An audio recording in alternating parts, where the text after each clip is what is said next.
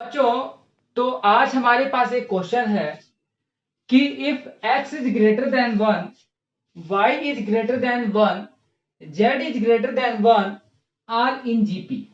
GP की आपको condition पता है कि कॉमन रेशियो उनका क्या होता है, इक्वल होता है।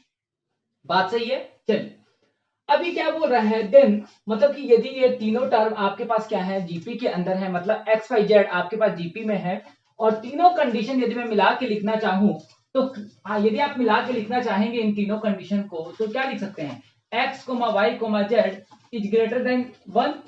मतलब एक्स वाई जेड की वैल्यू क्या है, सबकी वैल्यू एक से बड़ी है। हो सकता है कि इसकी वैल्यू 5 है, इसकी वैल्यू 2 है, इसकी वैल्यू 3 है, मुझे नहीं पता कितनी वैल्यू है, लेकिन एक जरूर बात पता है कि एक्स वाई जेड की वैल्यू क्या है, आपके पास एक से बड़ी है। बात क्लियर है।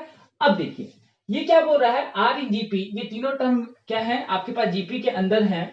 देन आपको इसकी वैल्यू फाइंड आउट करनी है, मतलब कि इसकी वैल्यू फाइंड आउट करने का मतलब ये बताना है कि ये वाली टर्म, ये वाली टर्म एंड ये वाली टर्म किस में होगी, एपी में होगी, जीपी में होगी, या फिर आपके पास एचपी में होगी, या फिर इन तीनों में से कोई सी भी कंडीशन नहीं है।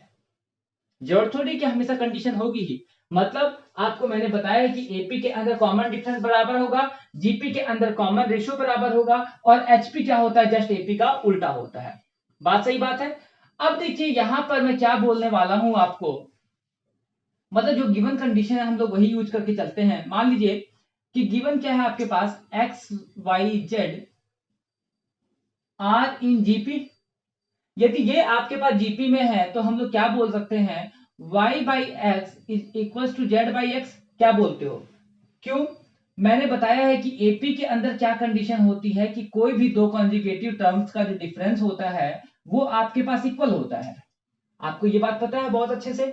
लेकिन जीपी में है तो इनका कॉमन रेशियो क्या होगा, इक्वल होगा, कोई भी कॉन्जुगेटिव टर्म का।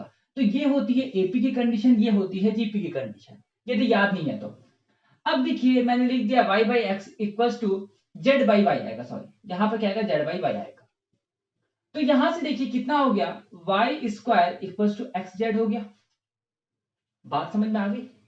मुझे क्या निकालना है, मुझे इस फॉर्म में कन्वर्ट करना है इस पूरे क्वेश्चन को।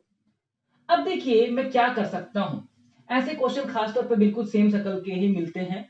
ठीक है, हो सकता है कि यहां पर कुछ और टर्म हो लेकिन शक्ल इनकी सेम ही रहती है, एम एन ओ मान लेगा, कोई बड़ी बात नहीं है। अब देखिए यदि मैं इसकी शक्ल उस फॉर्म में कन्वर्ट करना चाहूं, मतलब मुझे लॉग के फॉर्म में कन्वर्ट करना है, मैं क्या करता हूं कि apply log on both side,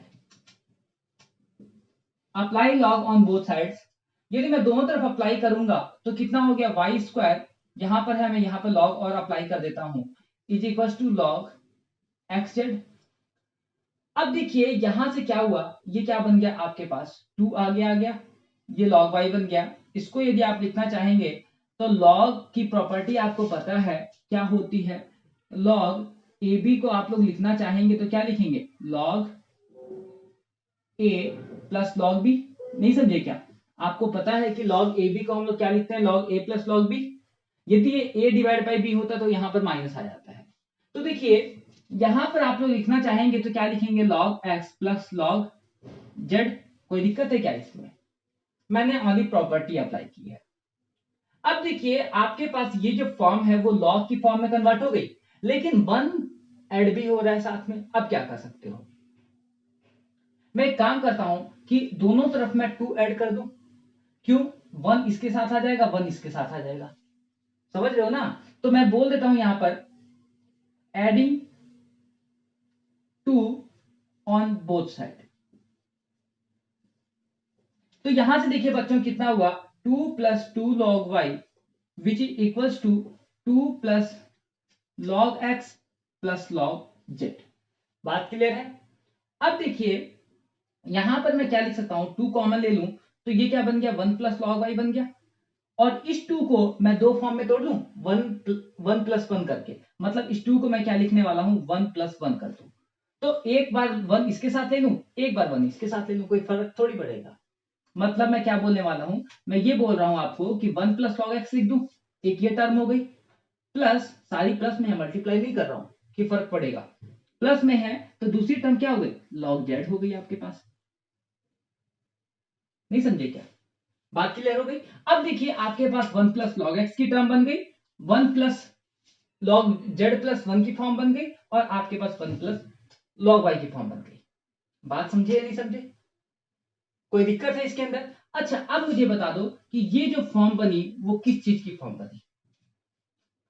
लेकिन आपको 1/, पूछा है, ये वाली जो फॉर्म बनी वो किसी की फॉर्म बनी? आपको सीधा सीधा दिख रहा है कि यदि ये टर्म आपके पास किसमें थी, जीपी के अंदर थी, ये वाली टर्म आपके पास जीपी में थी, और इस टाइप से जब टर्म आती है तो ये किसकी फॉर्म में कन्वर्ट हो गई? भूल गए या याद है? जैसे याद नहीं है तो मैं एक बार फिर से याद करवा देता हूं कि मान लीजिए कि आपके पास 3 टर्म है एबीसी। कितनी टर्म है? 3 टर्म एबीसी, इसी की तरह मैंने मान लिया। अब देखिए यदि मैं बोलता हूं कि B minus A are in AP, मान लीजिए आर इन एपी, मैं आपको कंडीशन याद करवा रहा हूं कि ये कंडीशन कौन सी होती है। यहां से b माइनस ए, इनका कॉमन जो डिफरेंस होता है वो क्या होता है? इक्वल होता है। तो यहां पे मैं क्या बोलूंगा कि इस b को मैं इधर लेके आ जाऊं, ये क्या हुआ? 2b equals to a plus c हो गया। देखिए आपके पास यही वाली कंडीशन बनी या नहीं बनी कि आपके पास एक टर्म ये है, मान लीजिए ये पूरी टर्म आपके पास b है, ये पूरी टर्म आपके पास a है, और ये पूरी टर्म क्या है? c है। मतलब क्या है कि आपको बेसिकली इनकी शकल याद रहनी चाहिए। तो ये जो शकल है ये किसकी शकल है? ये आपके पास एपी की शकल है। लेकिन यहां पर आपसे जो पूछा है वो क्या पूछा है? 1 अपॉन करके पूछा है। तो यदि वो 1 अपॉन करके पूछा है मतलब क्या हुआ कि AP is convert into the SP. बात समझ में आ गई? कोई दिक्कत है क्या? तो देखो यहां पर हमारे पास हमें कुछ नहीं करना था। यहां पर ओवरऑल इस क्वेश्चन के अंदर क्या था कि आपके पास टर्म गिवन थी, इस टर्म को आपको जीपी में बोला हुआ था, और आपको बताना था कि ये टर्म ये टर्म ये टर्म आपके पास एपी में होगी, जीपी में होगी, एसपी में होगी, या किसी भी फॉर्म में नहीं होगी। तो सबसे पहले हम लोगों ने इसकी कंडीशन को यूज किया, एंड देन हम लोगों को यहां पर देखना पड़ा कि ये पूरा का पूरा क्वेश्चन किसमें है? लॉग की फॉर्म में है। तो हम लोगों ने क्या किया? दोनों तरफ लॉग अप्लाई किया, एंड देन हम लोग को 1 भी चाहिए था, तो मैंने क्या किया? दोनों तरफ 2 को ऐड किया, 2 इधर ऐड किया, 2 मैंने इधर ऐड किया। बात समझ में आ गई? कोई दिक्कत है? समझ में आ गया? ओके।